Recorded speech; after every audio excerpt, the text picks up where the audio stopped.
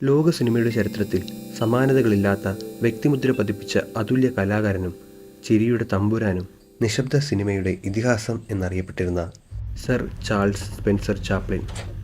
കാലം അദ്ദേഹത്തിൻ്റെ പേര് ചുരുക്കി ചാർലി ചാപ്ലിൻ എന്നറിയപ്പെട്ടു.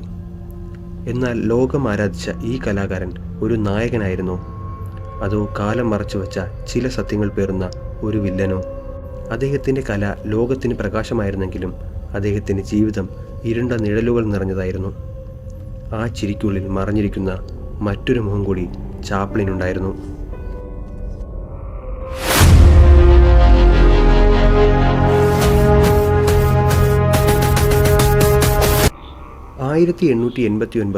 ഏപ്രിൽ 16 ലണ്ടനിൽ ഹന്ന ചാപ്ലിൻ്റെയും ചാൾസ് ചാപ്ലിൻ സീനിയറിൻ്റെയും മകനായി ചാർലി ചാപ്ലിൻ ജനിച്ചു. അദ്ദേഹത്തിൻ്റെ ബാല്യകാലം ദാരിദ്ര്യവും പ്രയാസങ്ങളും നിറഞ്ഞതായിരുന്നു. അച്ഛനും അമ്മയും കലാകാരന്മാരായിട്ടും അവർക്ക് വേണ്ടത്ര വരുമാനം ലഭിച്ചിരുന്നില്ല. അച്ഛൻ്റെ അമിതമായ മദ്യപാനവും അവരുടെ ദാരിദ്ര്യത്തിന് ഒരു കാരണമായിരുന്നു. അതിനാൽ ചാപ്ലിൻ കുട്ടിയായിരിക്കുമ്പോഴേ തൻ്റെ അച്ഛനും അമ്മയും വേർപിരിഞ്ഞു. അമ്മയായ ഹന്നയായിരുന്നു പിന്നീട് ചാപ്ലിനെ വളർത്തിയത്. നിരവധി ജോലികൾ ചെയ്തും ബ്രിട്ടനിലെ മ്യൂസിക് ഹാളിൽ പാട്ടുകൾ പാടിയുമാണ് ഹന്ന ചാപ്ലിനെ നോക്കിയത്. എന്നാൽ കിട്ടിയിരുന്ന തുച്ഛമായ പൈസ കൊണ്ട് കുട്ടികളെ നോക്കാൻ ഹന്നയ്ക്ക് കഴിഞ്ഞിരുന്നില്ല. അങ്ങനെ ലണ്ടനിലുള്ള ഒരു ബോർഡിംഗ് സ്കൂളിലേക്ക് ചാപ്ലിനെയും സഹോദരങ്ങളെയും അയക്കാൻ ഹന്ന നിർബന്ധിതയായി. ചാപ്ലിൻ്റെ ജീവിതത്തിലെ കുറച്ചു കാലം അവിടെയായിരുന്നു. കുറച്ചു വർഷങ്ങൾക്ക് ശേഷം ചാപ്ലിൻ ഹന്നയുടെ അടുത്തേക്ക് തിരിച്ചു വന്നു. സംഗീത പരിപാടികൾക്ക് പോകുമ്പോൾ ചാപ്ലിനെയും ഹന്ന കൂടെ കൂട്ടിയിരുന്നു. അതുകൊണ്ട് തന്നെ കലയിലും സ്റ്റേജ് പരിപാടികളിലും ഈ കുട്ടിക്ക് വലിയ താല്പര്യമുണ്ടായിരുന്നു. ഹന്നയുടെ പ്രകടനങ്ങളിലും ചാപ്ലിന് വലിയ അഭിമാനമായിരുന്നു.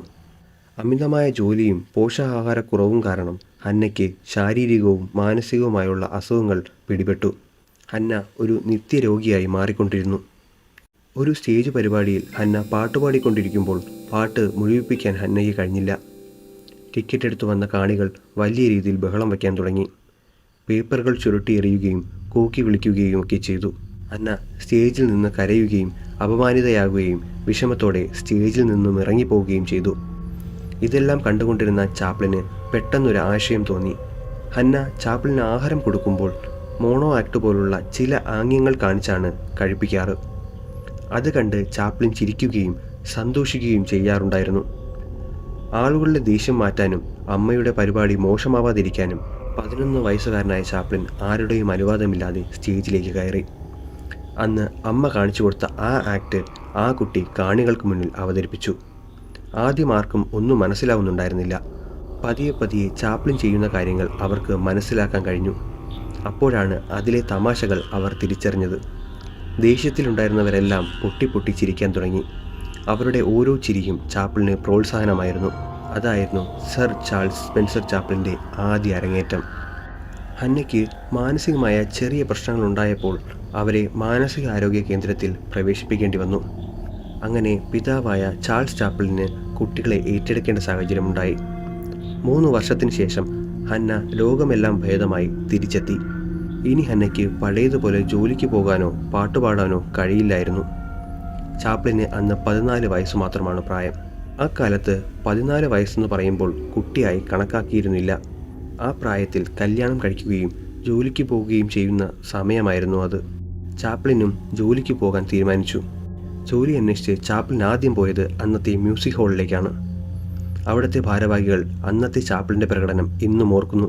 ഒരു കൊമേഡിയനായി ചാപ്ലിന് അവർ ജോലി കൊടുത്തു. ചാപ്ലിൻ്റെ പ്രകടനം കണ്ട് പല ചെറിയ ഏജൻറ്റുമാർ ചാപ്ലിൻ്റെ പ്രോഗ്രാം പല സ്ഥലത്തേക്കായി ബുക്ക് ചെയ്തു.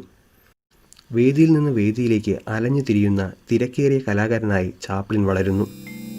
ചാർലി ചാപ്ലിൻ്റെ ഷോ ഉണ്ടെന്നറിഞ്ഞാൽ ടിക്കറ്റുകളൊന്നും ബാക്കി ഉണ്ടാവില്ലായിരുന്നു. അത്രയ്ക്ക് ജനശ്രദ്ധ നേടാൻ ചാപ്ലിന് കഴിഞ്ഞിരുന്നു. ചെറിയ തട്ടകത്തിൽ മാത്രമായി ചാപ്ലിൻ ഒതുങ്ങിയില്ല. ചില ടെലിവിഷൻ ഷോകളിലും ചാപ്ലിന് മുഖം കാണിക്കാൻ അവസരങ്ങൾ വന്നു. ലണ്ടൻ മുഴുവൻ ചാപ്ലിൻ്റെ പ്രകടനം കാണാൻ വലിയ ഉത്സാഹം കാണിച്ചിരുന്നു. അങ്ങനെ അവനും ഒരു സ്വപ്നം കണ്ടു, ലോകത്തെ ചിരിപ്പിക്കുക എന്ന സ്വപ്നം. ഒട്ടും വൈകാതെ ചാപ്ലിൻ ഹോളിവുഡിലേക്ക് ചുവടുവെച്ചു. ഹോളിവുഡിലേക്ക് അവനെത്തിയപ്പോൾ വെള്ളിത്തിരയിൽ അവൻ ഒരു മായാജാലം തന്നെ തീർത്തു. നിശബ്ദ സിനിമയുടെ ചക്രവർത്തിയായി കാലം ചാപ്ലിനെ വാഴ്ത്തി. ചാർലി ദി ട്രാംപ് എന്ന കഥാപാത്രം ലോകമെമ്പാടുമുള്ള ദശലക്ഷക്കണക്കിന് ആളുകളുടെ ഹൃദയം കീഴടക്കി. ചിരിയിലൂടെ അവൻ വേദനകൾ മറികടന്നു. ഒരു നായകനായി വാഴ്ത്തപ്പെട്ടു. ലോകമെമ്പാടുമുള്ള ചലച്ചിത്ര പ്രേമികൾ ചാപ്ലിനെ ആരാധിക്കാൻ തുടങ്ങി. നിരവധി സിനിമകൾ ചാപ്ലിനെ തേടി വന്നു. കേവലം 3 വർഷം കൊണ്ട് അദ്ദേഹം തൻ്റെ ആദ്യ സിനിമ നിർമ്മിച്ചു. സംവിധായകൻ, നിർമ്മാതാവ്, നടൻ, video editor, music composer, script writer തുടങ്ങിയ മേഖലയിൽ തനതായ വ്യക്തിമുദ്ര പതിപ്പിക്കാൻ ചാപ്ലിന് കഴിഞ്ഞിരുന്നു. എന്നാൽ പ്രശസ്തിയുടെ കൊടുമുടിയിൽ നിൽക്കുമ്പോഴും ചാപ്ലിൻ എന്ന മഹാനടനെ വാഴ്ത്തുമ്പോഴും ചാപ്ലിൻ്റെ വ്യക്തിജീവിതം പലപ്പോഴും ഒരു തുറന്ന പുസ്തകമായിരുന്നു. സ്വന്തം സിനിമകൾ എല്ലാം സംവിധാനം ചെയ്യുന്ന ഒരു ഫിലിം മേക്കർ എന്ന നിലയിൽ ചാപ്ലിൻ സെറ്റിൽ വളരെ കണിശക്കാരനായ ഏകാധിപതിയായിരുന്നു. നിസ്സാര കാര്യങ്ങൾക്ക് പോലും മറ്റുള്ളവരെ വളരെ മോശമായി അപമാനിക്കുകയും തട്ടിക്കേറുകയും മനസാക്ഷിയില്ലാതെ പെരുമാറുകയും ചെയ്യാറുണ്ടായിരുന്നു. ലൈംലൈറ്റ് എന്ന സിനിമയുടെ സെറ്റിൽ വച്ച് തൻ്റെ പെരുമാറ്റം കണ്ട് ഭയന്നിരുന്നു എന്ന് മകനായ മൈക്കിളും പണ്ട് പറഞ്ഞിട്ടുണ്ട്. ലോകത്തിലെ പ്രശസ്ത നടന്മാരിലൊരാളായ മാർലൻ ബ്രാഡോ തൻ്റെ ആത്മകഥയിൽ ചാപ്ലിനെ വിശേഷിപ്പിക്കുന്നത് ക്രൂരനെന്നും സാഡിസ്റ്റ് എന്നുമൊക്കെയാണ്. ചാപ്ലിൻ്റെ മറ്റൊരു മുഖം വെച്ച് നോക്കുമ്പോൾ ഇതൊന്നും ഒരു പ്രശ്നമേ ആയിരുന്നില്ല.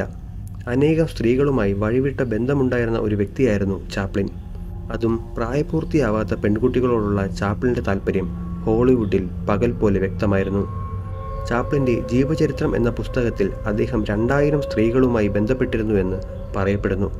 15ഉം 16ഉം വയസ്സ് മാത്രം പ്രായമുള്ള പെൺകുട്ടികളെ മാത്രം ലക്ഷ്യം വയ്ക്കുന്ന ആ കണ്ണുകളെ എത്ര ന്യായീകരിച്ചാലും പോരാതെ വരും. ഇതെല്ലാം ആരോപണങ്ങളാണെന്ന് പറഞ്ഞ് പലരും മുന്നോട്ട് വന്നെങ്കിലും ഇതിൻ്റെ തെളിവുകൾ ചാപ്ലിൻ്റെ ജീവിതത്തിൽ നിന്ന് തന്നെ മനസ്സിലാക്കാവുന്നതേ ഉണ്ടായിരുന്നുള്ളൂ. അതായിരുന്നു ചാപ്ലിൻ്റെ വിവാഹങ്ങൾ. 4 തവണയാണ് ചാപ്ലിൻ കല്യാണം കഴിച്ചത്. 11 കുട്ടികളാണ് ചാപ്ലിൻ ഉണ്ടായിരുന്നത്. 1918 ചാപ്ലിൻ്റെ ആദ്യ വിവാഹം. അപ്പോൾ അദ്ദേഹത്തിന് 29 വയസ്സായിരുന്നു പ്രായം. ആദ്യ ഭാര്യയായിരുന്ന മില്ലേർഡ് ഹാരിസിന് 16 വയസ്സും. സിനിമാ സെറ്റിൽ വെച്ച് തന്നെയായിരുന്നു ഇവരുടെ ബന്ധം തുടങ്ങിയത്. കല്യാണത്തിന് മുൻപേ ഹാരിസ് ഗർഭം ധരിച്ചിരുന്നു. നിയമപ്രശ്നങ്ങളിൽ നിന്നും ഒഴിവാകാൻ വേണ്ടിയായിരുന്നു അവർ ഇരുവരും കല്യാണം കഴിച്ചത്. എന്നാൽ അതിന് അധികം ആയുസ്സുണ്ടായിരുന്നില്ല. ഗർഭിണിയായതിൻ്റെ കാരണത്താലാണ് ഹാരിസിനെ കല്യാണം കഴിക്കാൻ താൻ നിർബന്ധിതനായതെന്ന ദേഷ്യം ചാപ്ലിനുണ്ടായിരുന്നു. അതിൻ്റെ പേരിൽ വലിയ പ്രശ്നങ്ങൾ തന്നെ നടന്നിരുന്നു. 2 വർഷത്തിന് ശേഷം ചാപ്ലിനെതിരെ മാനസിക പീഡന ആരോപിച്ച് ഹാരിസ് ഡിവോഴ്സ് ഫയൽ ചെയ്തു. $1,00,000 സ്വത്തും കൊടുത്താണ് ചാപ്ലിൻ ആ കേസ് അവസാനിപ്പിച്ചത്. 1924 ചാപ്ലിൻ്റെ 2ാമത്തെ വിവാഹം.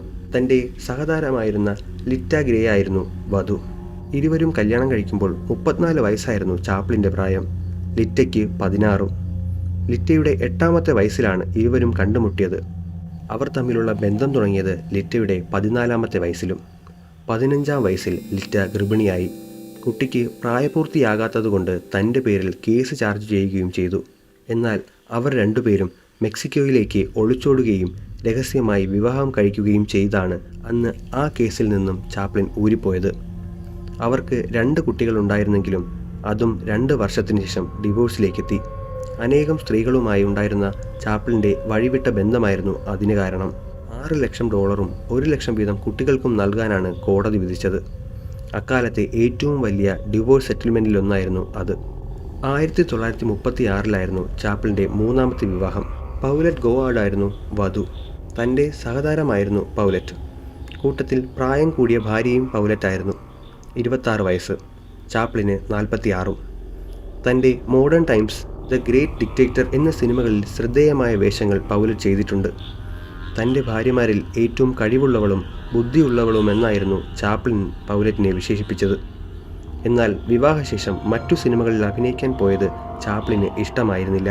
അതിൻ്റെ ദേഷ്യത്തിൽ ദ ഗ്രേറ്റ് ഡിക്റ്റേറ്റർ എന്ന സിനിമയിലെ ഒരു രംഗത്തിൽ പൗലറ്റിനെ കൊണ്ട് റീടേക്ക് എടുപ്പിച്ച് മണിക്കൂറുകളോളം തറ തുടപ്പിച്ചതായി പറയപ്പെടുന്നു. ആ ഒരു സ്വരച്ചേർച്ച അവരെയും ഡിവോഴ്സിൻ്റെ പടിവാതിലേക്ക് എത്തിച്ചു. 1943 ചാപ്ലിൻ്റെ അവസാനത്തെ വിവാഹം. അന്ന് ചാപ്ലിന് 53 വയസ്സ്. ഭാര്യ ഊന ഒ നീലിന് 18 വയസ്സ് മാത്രമായിരുന്നു പ്രായം. തൻ്റെ സിനിമയുടെ ഓഡിഷനിൽ വന്ന പെൺകുട്ടിയായിരുന്നു ഊന. ആ സിനിമ അന്ന് നടന്നില്ലെങ്കിലും അവരുടെ ബന്ധം അവിടെ തുടങ്ങി. അങ്ങനെ അവർ ഇഷ്ടത്തിലാവുകയും പിന്നീട് കല്യാണം കഴിക്കുകയും ചെയ്തിരുന്നു. വിവാഹശേഷം സിനിമാ മോഹങ്ങളെല്ലാം വിട്ട് ഊന ചാപ്ലിൻ ആഗ്രഹിച്ച പോലൊരു ഉത്തമ കുടുംബിനിയായി മാറി. 8 മക്കളാണ് അവർക്കുണ്ടായിരുന്നത്. അവസാന കാലം വരെയും വിവാദങ്ങളും ആരോപണങ്ങളും നിറഞ്ഞ ചാപ്ലിൻ്റെ ജീവിതത്തിൽ ഊനയുമായുള്ള ജീവിതം അത്യന്തം സന്തോഷകരമായിരുന്നു. താൻ ആഗ്രഹിച്ച പോലൊരു ഭാര്യയെ തനിക്ക് കിട്ടി എന്നായിരുന്നു ചാപ്ലിൻ പറഞ്ഞത്. പ്രായത്തിൽ വളരെ ഇളയ സ്ത്രീകളുമായുള്ള ബന്ധങ്ങളും വേർപാടുകളും കോടതി വ്യവഹാരങ്ങളും പൊതുസമൂഹത്തിന് മുന്നിൽ താൻ ചോദ്യം ചെയ്യപ്പെട്ടു. അക്കാലത്ത് ലണ്ടനിൽ പ്രായപൂർത്തി എന്നത് 18 വയസ്സായിരുന്നു എന്ന് ഓർക്കണം. രാഷ്ട്രീയപരമായ നിലപാടുകളും തൻ്റെ സിനിമയിലൂടെ പറഞ്ഞു പോവുകയാണ് ചാർലി ചാപ്ലിൻ. അതിൻ്റെ പേരിലും നിരവധി പ്രശ്നങ്ങളും ഭീഷണികളും ചാപ്ലിൻ നേരിട്ടിരുന്നു. 1940കളിൽ പുറത്തിറങ്ങിയ ദി ഗ്രേറ്റ് ഡിക്റ്റേറ്റർ എന്ന സിനിമ അതിനൊരു ഉദാഹരണമായിരുന്നു. ജർമ്മനിയിലെ ഏകാധിപതിയും സ്വേച്ഛാധിപതിയുമായ ഹിറ്റ്ലറിനെക്കുറിച്ചായിരുന്നു ആ സിനിമ. അതുതന്നെയായിരുന്നു ചാപ്ലിൻ്റെ ആദ്യ ശബ്ദ സിനിമയും. മുതലാളിത്തത്തിനെയും ക്യാപിറ്റലിസത്തിനെയും എതിരായി പറഞ്ഞ സിനിമയായിരുന്നു ദി മോഡേൺ ടൈംസ്. ഈ സിനിമകളിലെല്ലാം തമാശ ഒരു പൊതു ഘടകമായിരുന്നു. ഇത്തരം സിനിമകളുടെ ആശയങ്ങൾ വെച്ച് അമേരിക്ക പോലുള്ള രാജ്യങ്ങൾ അദ്ദേഹത്തെ കമ്മ്യൂണിസ്റ്റ് ആണെന്ന് മുദ്രകുത്തി രാജ്യത്തിലേക്കുള്ള പ്രവേശനം പോലും വിലക്കിയിരുന്നു. എന്തിന്, ലോകം ആരാധിച്ച കലാകാരന് സ്വന്തം നാട്ടിൽ നിന്ന് പോലും പുറത്താക്കപ്പെട്ടു. ഇങ്ങനെയൊക്കെ ആയിരുന്നെങ്കിലും ചാർലി ചാപ്ലിൻ എന്ന പ്രതിഭ അയാളുടെ സിനിമയിലൂടെ ലോകത്തിന് ചിരിയും ചിന്തയും സമ്മാനിച്ചു. ദാരിദ്ര്യത്തെയും അനീതിയെയും അവൻ ഹാസ്യത്തിലൂടെ നേരിട്ടു. അതായിരുന്നു അവൻ്റെ നായകത്വം. എന്നാൽ അവൻ്റെ വ്യക്തിജീവിതത്തിലെ ഇരുണ്ട അധ്യായങ്ങൾ ആ പ്രതിച്ഛായയ്ക്ക് മുകളിൽ ഒരു ചോദ്യചിഹ്നമിട്ടു. ആഡംബര ജീവിതവും വൈയക്തിക ബന്ധങ്ങളിലെ സങ്കീർണതകളും അധികാര കേന്ദ്രങ്ങളുമായുള്ള പോരാട്ടങ്ങളും ചാപ്ലിൻ എന്ന വ്യക്തിയെ ചൂഷണം ചെയ്തു. എന്നാൽ ചാപ്ലിൻ എന്ന കലാകാരനെ ആരാധകർ ആരാധിച്ചിരുന്നു. 1977 ഡിസംബർ 25 ക്രിസ്മസ് രാത്രിയിൽ സ്വിറ്റ്സർലാൻഡിലെ വസതിയിൽ ഉറങ്ങിക്കിടക്കുമ്പോൾ സ്ട്രോക്ക് വന്ന് സ്വാഭാവികമായി ചാപ്ലിൻ മരണപ്പെടുന്നു. എന്നാൽ മരണശേഷം 2 മാസം കഴിഞ്ഞ് ചാപ്ലിൻ്റെ മൃതദേഹം കല്ലറയിൽ നിന്നും മോഷ്ടിക്കപ്പെട്ടു. അവരുടെ ലക്ഷ്യം പണം തന്നെയായിരുന്നു. ഇന്നത്തെ കാലത്ത് 40 ലക്ഷത്തിനടുത്ത് വരുന്ന തുകയാണ് അവർ ആവശ്യപ്പെട്ടത്. ചാപ്ലിൻ്റെ അവസാന ഭാര്യയായ ഊന ഈ കാര്യം പോലീസിനെ അറിയിച്ചു. ഒരു കാരണവശാലും പണം കൊടുക്കരുതെന്ന പോലീസിൻ്റെ നിർദ്ദേശത്തിൽ അവർ പണം നൽകാൻ വിസമ്മതിച്ചു. അതിനു പിന്നാലെ കുട്ടികളെ തട്ടിക്കൊണ്ടുപോകുമെന്നും കൊന്നുകളയുമെന്നുള്ള ഭീഷണിയും ഊനയ്ക്ക് നേരിടേണ്ടി വന്നു. പോലീസ് അന്വേഷണം ശക്തിപ്പെടുത്തി. കോൾ ഡീറ്റെയിൽസുകളും മറ്റും പരിശോധിച്ചു. എന്നാൽ ഈ കുറ്റവാളികൾ ചാപ്ലിൻ്റെ ശരീരം മറ്റൊരിടത്ത് കുഴിച്ചിടുകയും പണം ലഭിച്ച ശേഷം കുഴിച്ചിട്ട സ്ഥലം കാണിച്ചു കൊടുക്കാമെന്നുമായിരുന്നു അവരുടെ പ്ലാൻ. എന്നാൽ കോൾ റെക്കോർഡ് പരിശോധിച്ച പോലീസിന് അവരെ കണ്ടെത്താൻ വലിയ താമസമുണ്ടായിരുന്നില്ല. അക്കാലത്ത് ഫോണുകളുടെ എണ്ണം വളരെ കുറവായിരുന്നു. അവരെ പോലീസ് പിടികൂടി ജയിലിലേക്ക് അയച്ചു. ആദ്യം അടക്കിയ സ്ഥലത്ത് തന്നെ ചാപ്ലിനെ വീണ്ടും അടക്കം ചെയ്യുകയായിരുന്നു. കുറച്ചുകൂടി സുരക്ഷാ ക്രമീകരണങ്ങൾ വരുത്തിയാണ് ചാപ്ലിനെ രണ്ടാമത് അടക്കം ചെയ്തത്. ചാർലി ചാപ്ലിനെ കുറിച്ച് പറയാൻ പറ്റുന്ന കാര്യങ്ങൾ പരമാവധി ഉൾക്കൊള്ളിച്ചുകൊണ്ട് പറയാൻ സാധിച്ചു എന്ന് തന്നെയാണ് ഞാൻ കരുതുന്നത്. ചില കാര്യങ്ങൾ പലർക്കും ഉൾക്കൊള്ളാൻ കഴിയാത്തതുമാണ്. തികച്ചും റെഫർ ചെയ്തിട്ടാണ് ഈ വീഡിയോ ഞാൻ നിങ്ങൾക്ക് മുന്നിൽ എത്തിച്ചിട്ടുള്ളത്. പറഞ്ഞ കാര്യങ്ങളിൽ വിശ്വസ്തത കുറവുള്ളവർക്ക് ഡിസ്ക്രിപ്ഷനിൽ ഞാൻ റെഫറൽ ലിങ്ക് കൊടുത്തിട്ടുണ്ട്. നിങ്ങൾക്ക് സ്വയമേ പരിശോധിക്കാവുന്നതാണ്. നിങ്ങളുടെ സപ്പോർട്ടാണ് കൂടുതൽ വീഡിയോ ചെയ്യാൻ എനിക്ക് പ്രചോദനമാകുന്നത്. ഈ വീഡിയോ ഇഷ്ടമായെങ്കിൽ മനസ്സിലായില്ലേ?